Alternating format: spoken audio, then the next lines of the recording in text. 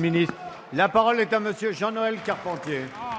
Merci, Monsieur le Président. Ma question s'adresse à Monsieur le ministre des Finances. Monsieur le ministre, le recul européen d'hier sur la taxation des transactions financières est bien regrettable. C'est une illustration supplémentaire des difficultés à mettre en place un système de régulation de la finance et plus largement encore de la mondialisation. Pourtant, la crise économique internationale est toujours là.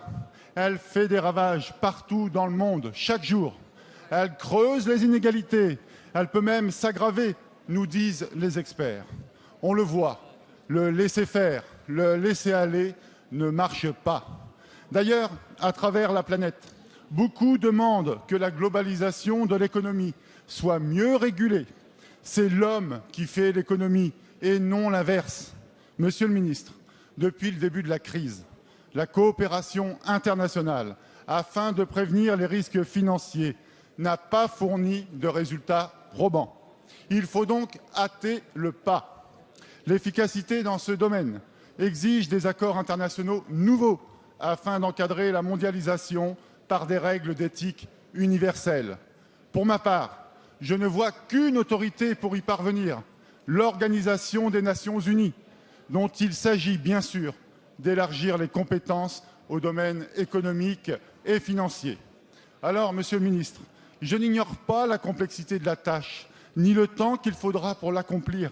Mais ne pensez-vous pas que la France, compte tenu de son rang dans le monde, pourrait prendre une initiative en ce sens auprès de l'ONU pour permettre une mondialisation économique plus soucieuse des droits humains? Je vous remercie.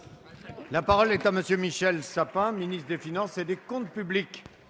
Merci, Monsieur le Président. Mesdames, Messieurs les députés, Monsieur le député Carpentier, merci pour cette question qui souligne que si les effets les plus monstrueux de la dernière crise financière de 2008-2009 se sont légèrement estompés, les causes elles-mêmes n'ont pas encore disparu. Et donc nous ne devons jamais perdre de vue qu'aujourd'hui encore, il faut mettre en œuvre une régulation de la finance mondiale et il faut mettre en œuvre, nous le faisons, je vous dirai comment, des mécanismes de lutte contre toutes ces formes qui échappent à toute éthique de quelque nature que ce soit, qui aboutissent par exemple à encourager la fraude fiscale ou l'optimisation fiscale. Et oui, monsieur le député, vous avez raison, c'est effectivement au niveau international que nous devons agir, car c'est le seul niveau, s'agissant d'une mondialisation de cette nature, s'agissant des mouvements de capitaux, c'est le seul niveau qui peut permettre d'être efficace. Ce qui a été choisi par la communauté internationale, vous le savez, c'est de travailler au niveau du G20. Le G20, ce sont les 20 plus grandes puissances économiques du monde. Il y a bien entendu les puissances d'Europe, d'Amérique, mais il y a aussi toutes les grandes puissances aujourd'hui émergentes d'Asie qui participent à cette volonté de régulation. Nous continuons la régulation mondiale. C'est fait dans le domaine bancaire.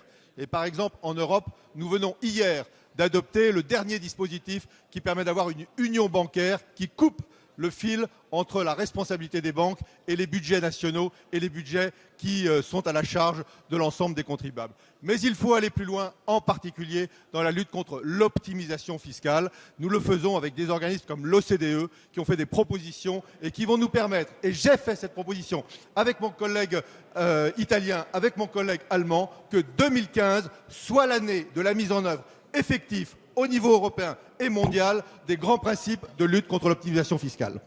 Merci.